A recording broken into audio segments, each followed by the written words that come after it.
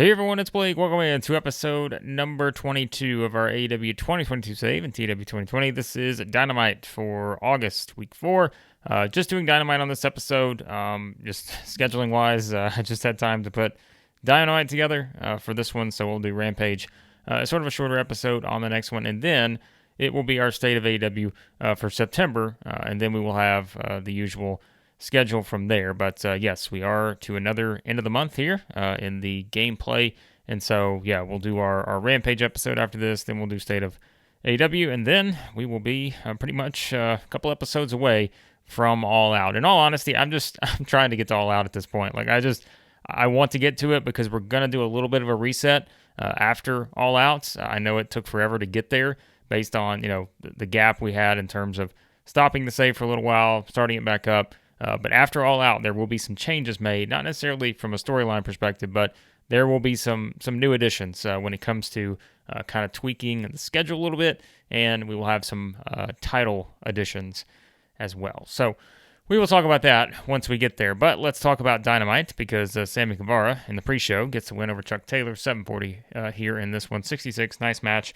As I've been saying for a while, Sammy is someone that we have plans for after All Out, but it's not really factoring into storylines right now at the moment. So let's jump into the main edition, and why not start with our world champion, CM Punk. And this gets an 89, so not your usual 100 segment from CM Punk, but we did have Tony Shivani in here. Poor Tony just drags down the rating a little bit with underwhelming, but we want to make it realistic. So we have Tony on the stage. He is with CM Punk.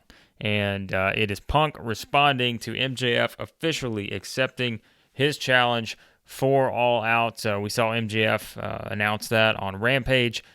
And so Punk, Shivani wants to know, what is your response? It's official. You are going to be able to now get your hands on MJF after everything he's done to you. And Punk just says, Tony, I issued the challenge for a reason. I said from the start, if MJF wanted a shot at this championship, all he had to do was ask. But instead, he did all of this stuff, playing mind games, all of the attacks, involving people who didn't have to be involved in this. This is about me and MJF. And, it's just kind of Punk pushing that, the history between the two, and really just, again, pushing the rivalry that they have. And Shivani also asked him, well, what do you think about not, you've been banned from ringside tonight for this match between Eddie Kingston and Dustin Rhodes, so has MJF. And Punk just says, listen, no one will call Eddie Kingston and I friends, but I know I know Eddie, and I know he's going to be ready to get his own revenge on Dustin Rhodes, and I'm fine with him beating the hell out of Dustin Rhodes, given what happened with Dustin and how Dustin's basically a coward for what he did, aligning himself with MJF and all of that. So Punk really pushing. He's fine not being there because it's not like he's best friends with Eddie Kingston, but it's just kind of Punk just saying, I'll be around though, Tony. I'll be around if anyone else wants to try to fight. And that goes for you too, Max. So it's Shivani, just kind of finishing up with that. And so Punk just kind of, talking about MJF here and really hyping things up here as we move towards that match, which is now official for the AEW World title at All Out. 89 for this segment. All right, speaking of Punk, a couple guys who have been involved in this whole deal, FTR, are back in action, back on the right page here, and they've got their own title match at All Out. As we know, they're going to challenge the tag team champions, Ricky Starks and Powerhouse Hobbs, Team Taz, and here is FTR getting a nice win over Private Party, 74 for this one. So, kind of putting these two teams in there together and getting a good match. Not surprised by that. We did do still the show, given the quality for these two teams, so the overall rating kind of outperforms all the individual in-ring performances and all that. We get the bonuses with tag teams and everything. So this just gives FTR a win as they head towards that match. And speaking of our tag team champions, we will see them on Rampage. So, all right, next up, we go to Jericho, poor improvising dialogue. I feel like we've gotten that a couple times now, but I just don't think that's true. I never script Chris Jericho, but maybe I'm wrong about that. Maybe it's just kind of one of those odd ones that we get sometimes. So 71 for this segment, but we see the meeting of the JAS here, and all the guys are excited. Jericho's just kind of there. They're building off of two straight trios wins as Jericho teamed with 2.0 a week ago. Then he teamed with Hager and Garcia on Rampage. They got a win. So a lot of momentum building here for the JAS. And that is when we see all of these guys with big smiles on their face. And Jericho's like, what are you guys smiling about? Like, what are you so happy about? And that is when we see, Hager just kind of step up and say, we got a surprise for you later on tonight. And all the guys just keep on smiling. Like, they're happy about something. They got a surprise for Jericho. What's it going to be? We will find out. 71 for this segment. All right, and then we have a TBS title match here, and it is Jade Cargill, as we announced last week, defending against Ruby Soho, and Jade gets the win. 7:05 with Jaded. 50 match. I mean, look, we've said this before. Jade's in-ring work, 44. I think we did, kind of add the protecting Jade here in this one, just because, again, the in-ring skills are just not there. And we did have storytelling, so that kind of knocks the match rating a little bit too for holding back. So we did get the penalties, I'm sure, on that. Yeah, and so still the inexperienced theme for Jade, so we keep getting that. And it's just, it is what it is at this point. So that's that. So Jade defends the title yet again, her 8th successful title defense. And after the match, Tony Shivani hits the ring. Tony's pretty active on this show, I'm just going to tell you. And he, is just asking Stokely, Jade's won yet again. You guys can make up the record of whatever you think it is at this point. She's still undefeated. We know that. But Stokely just reiterates, no one can beat Jade. It's been proven time and time again. I've went out and signed these matches. I've tried to find the best competition. No one can beat her. And it's just really Stokely kind of pumping up Jade here. And so that is your theme as we continue to move forward. Jade successful in her TBS title defense yet again, 55 for this segment. All right, now we get kind of a glimpse into what happened after Rampage, as we saw Andrade get the win over Pac via some nefarious means there. A little cheating action from Andrade with Rush getting involved. But we saw the Lucha Bros make, kind of their return for the first time in a little while as they helped out Pac afterwards to kind of prevent, a 2-on-1 and those kind of things. So the numbers flip in the advantage of the Death Triangle there.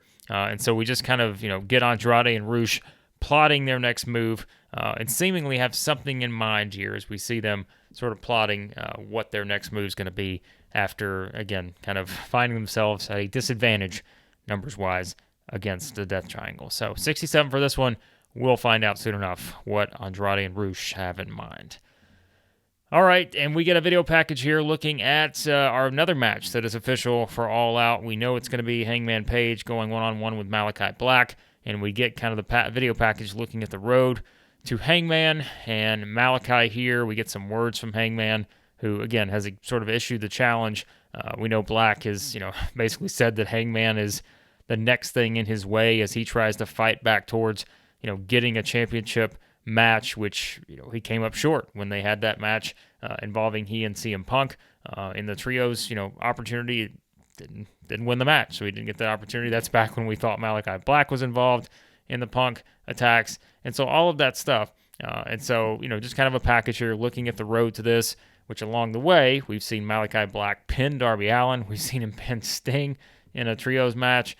So a lot of stuff here kind of in play as we head towards this big match at All Out. So 67 for this one. Speaking of Malachi Black, he's going to be in action here as, 78 for this one. So, man, once again, John Silver, I don't know, you guys have heard me say this on repeat here, but I feel like every match we have John Silver in, Johnny Hungy has delivered time and time again. So, look, he had a better in-ring performance than Malachi Black here. It is incredible. So, and they have great chemistry. So, this is pretty outstanding. So, if we decide to build towards a Black and Silver feud, it will be something, because these guys could be, they could put on an 80-something match at some point, perhaps. So, I think we did do Still the Show. No, we did regular, so we didn't even do Still the Show on this one. So, so these two really delivered here. The chemistry bump really helps. But it is Malachi Black getting the win over John Silver, 10:08. So, just kind of, building up a little bit with Malachi Black getting a win here, heading towards that match at All Out. But afterwards, things get a little interesting, because all of a sudden, we see the crowd, kind of buzzing a little bit as they're all looking in this direction, and they're looking up. And that is when Malachi Black looks up to see what's going on, and he sees Sting all by himself. up in the rafters. There's no Darby Allin. There's no Hangman Page, which is Malachi Black's opponent, at All Out. Instead, it's just Sting back in a familiar spots, kind of up in the rafters. And we see Sting just sort of standing there very stoically as Malachi Black is sort of looking up at Sting, seemingly trying to figure out what's going on here. But Sting back in a familiar spots, and that is how we finish this up here. 73 for this one. All right, and then we get the official announcement based on what happened last week with Jungle Boy getting the surprise win over Luchasaurus. It is going to be official now that it will be Christian and Jungle Boy. That match will take place at All Out, so we had another good match, I think, to the card for All Out. So, yeah, that is one that's, look, I said, I know it's been a long time in reality in terms of when that match actually took place, and it took us a long time to get there based on kind of the stops and the save. But, yeah, we've been working towards this basically since the beginning of our save. So that one is official, will take place at All Out. So we get that announcement here for that. 62 for this segment. All right, then we get the tag team match that we talked about last week. We said Thunder Rosa and Athena would be in action. They are. This gets a 60 match, and bad chemistry from the team of Ty Conti and Serena Deeb. So that is noted.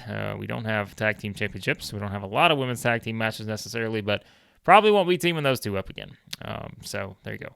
But Thunder Rosa, head and shoulders above everyone in terms of the in-ring work. We do get a couple of boosts here from Conti and Deeb in different areas, but 60 match, not bad. I'll take that. Just given the in-ring performances, again, only one person had above a 50 here. So we'll take the 60 for the overall match rating. So yeah, they get the win. And as you see here, what happened?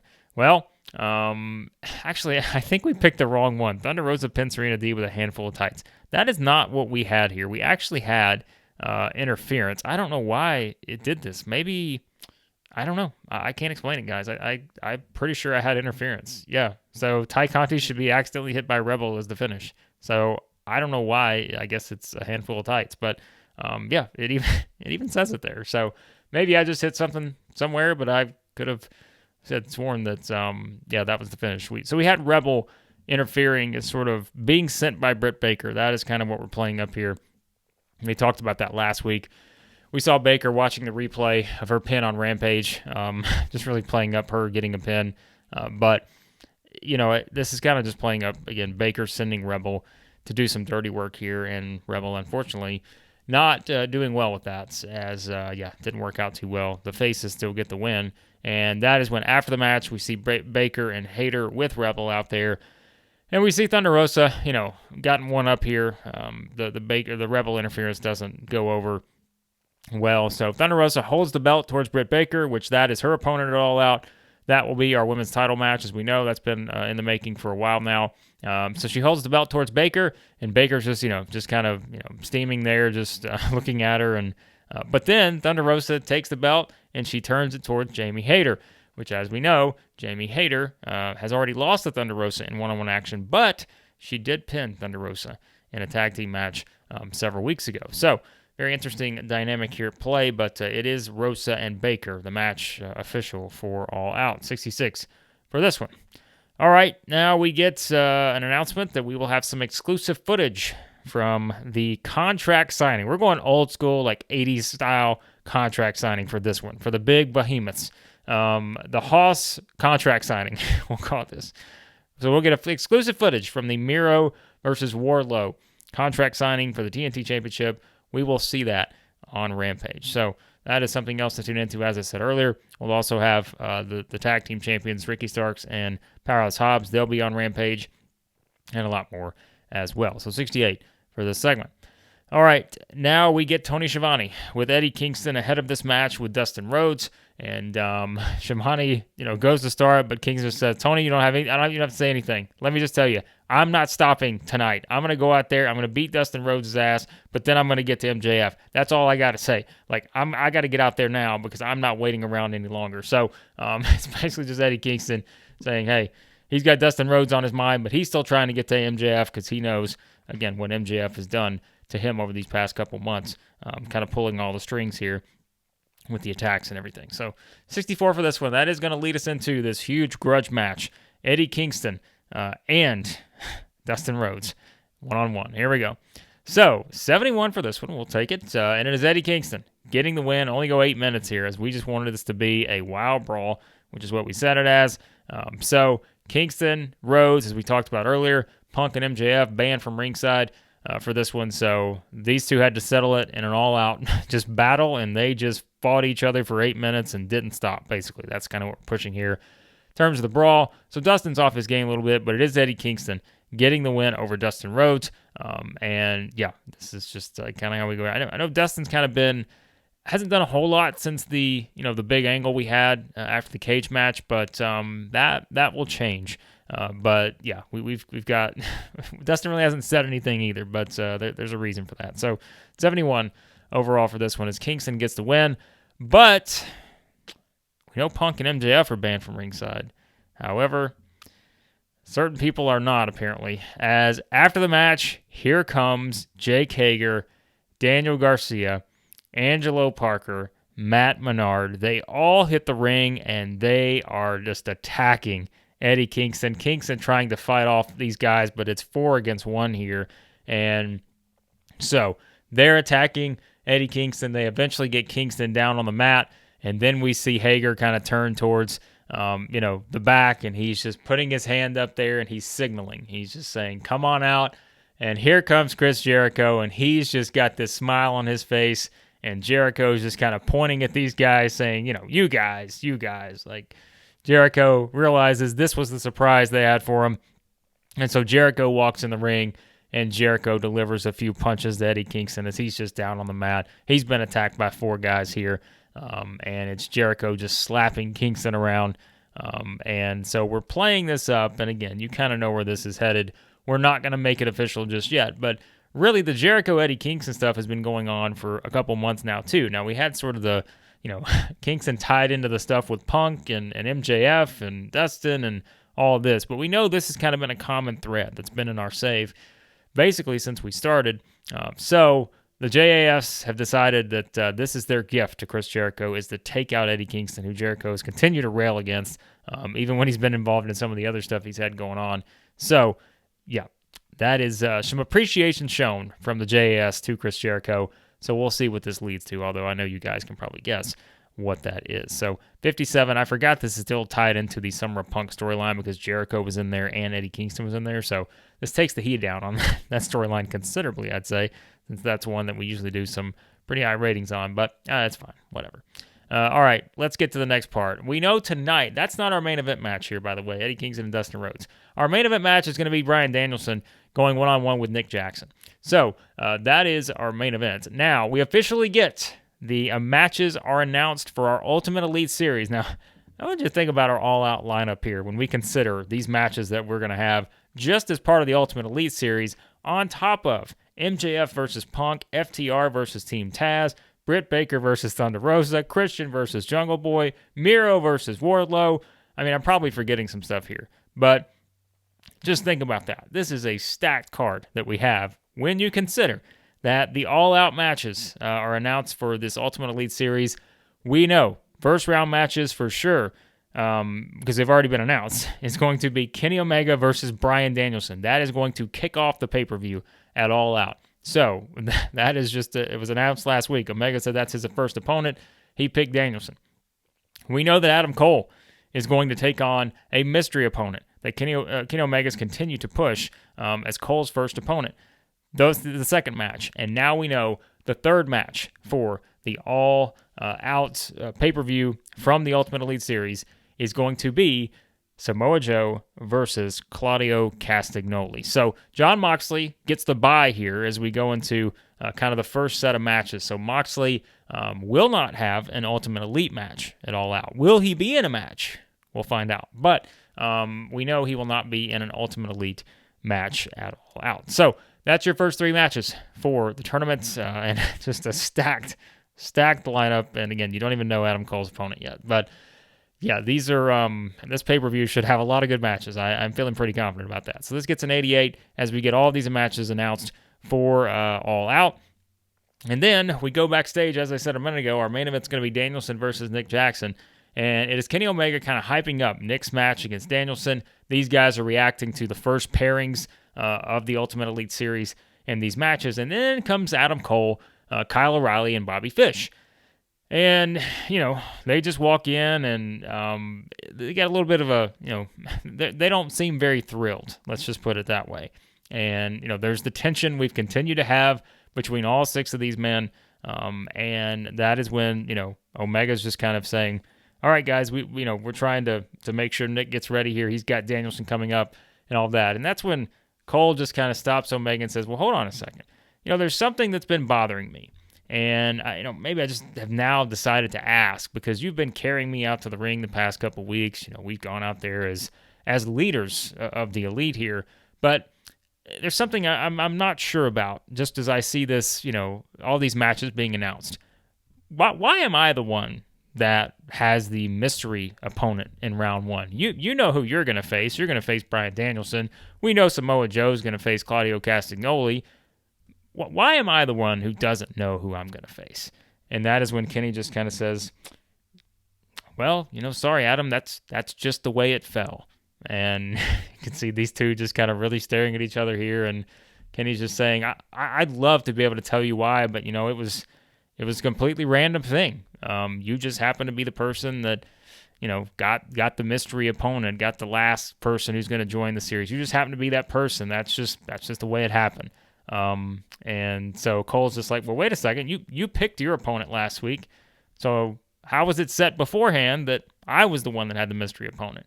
And then Omega just says, contractually, I wish I could tell you because Cole wants to know, who is my opponent? Can you just tell me who is it? And Omega's like, I'm sorry. Like from a contractual standpoint, I can't say this person's name. I would be breaching their contract to be able to do that. Like it's a very, I can't do it. Like I can't say this person's name. I'm sorry. And then we just have kind of the tensions built here. And that's when we see kind of O'Reilly and Fish getting a little pissed off here.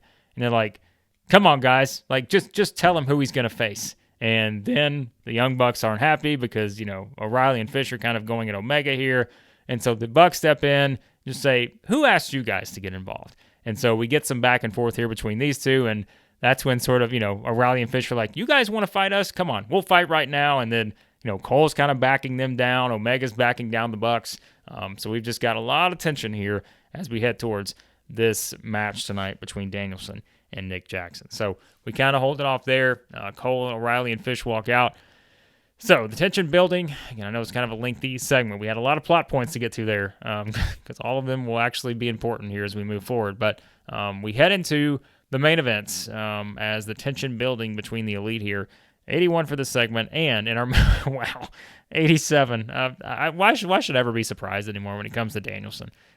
So Bryan Danielson gets the win over Nick Jackson, 14-32. The cattle mutilation does it, so it gets an 87 overall. A tremendous match here. Danielson, the 93 performance. Nick almost had an 79, basically an 80. So Jim Ross weak at the announcer's desk, but nonetheless, 87 for this match. Just unbelievable job by these two guys. And, coming off of sort of the tension backstage with the Elite. Afterwards, what happens? Well, we get an 84 for this segment. I'd like this to have been a little bit better, but it's fine. So afterwards, we kind of pushing that the Joe is out there, Claudio's out there, Moxley's out there, of course, with Danielson. And we've got Omega out there, and Cole and the Elite. And so a lot of people are ringside for this match because we're kind of pushing that, it's basically everyone is scouting each other. So Danielson's in action. All of the opponents are basically scouting Danielson because they're all going to have to face him at some point in this Ultimate Elite series. So, we just kind of have, pushing that. So we have the stare down. We have Omega getting in the ring, staring down with Danielson. We got Joe and Claudio kind of on separate sides staring at each other. We've got Moxley, just kind of out there staring at everything that's going on. But then, of course, you've got Cole, who's looking around and realizing his opponent's not there. He doesn't know who he's facing still. So, because Omega said contractually the name could not be mentioned. So, don't know.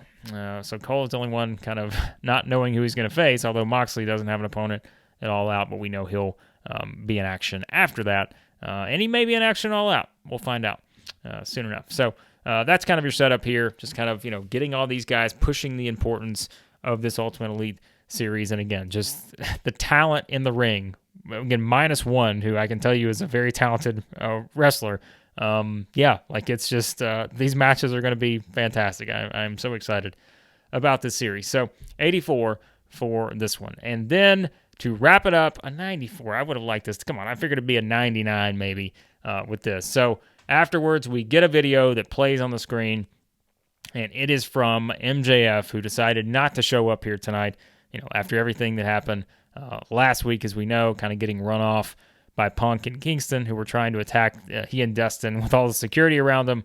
And so MJF just says, I heard everything CM Punk had to say, and we just get a video from MJF saying, but as I keep saying, I'm not stupid enough to show up and be there as sort of a sitting duck for CM Punk. But MJF said, I will meet CM Punk in the ring next week. If you got the guts, CM Punk, just you and me in the ring next week. No security, no Dustin Rhodes, no Eddie Kingston, no one. Just me and you in the ring next week, because I got something to say to you next week on Dynamite. So there you go. So MJF just sort of setting it up that he wants it to be just him and CM Punk, no one else around in the ring next week. So 94 to finish up the episode here, just pushing that with Punk and MJF. So it gets an 86, certainly helped out, I think, by the main event. A great main event between Danielson and Nick Jackson. A really good sort of finish to the show here with the Ultimate Elite stuff and the final promo from MJF wanting a shot at CM Punk. Or basically not a shot. He's going to get a shot at CM Punk at All Out, but to meet him in the ring next week. So that is your setup for that. So that was Dynamite. As I said, I am going to do Rampage, another shorter episode on the next video, which I'll put together. I should be able to put together pretty quickly, like I just mentioned, just for a time standpoint. Just needed to sort of get this Dynamite out there. As you guys know, we're starting the new the TCW series, so our first C-Verse save on the channel. I've been kind of busy putting some stuff together on that, doing all kind of my background stuff to get storylines in motion and everything I want just to kind of get to episode 2 of that series. So that will be coming out soon enough. We've got the WWE series continuing, only a couple episodes away now from WrestleMania. So if you haven't even started the WWE save, there's 100+ episodes in that. But I promise you, I think it'll be worth it if you enjoy a nice long save in TEW. So you can go back through, check that one out. And so, like I said, a lot of stuff going on. We got the Exploring the Z-Verse series. Got another Real World kind of big What If series going to be starting here. I'm not sure exactly just yet. I've already recorded the first episode, but it's really just a matter of kind of spreading out some of these saves as usual. So yeah, that is where we're at. And so I appreciate you guys as always. Be sure to hit that subscribe button, hit the like button as well. And again, I appreciate you guys as always. And on the next episode of our AEW 2022 save, it will be Rampage for August, week 4.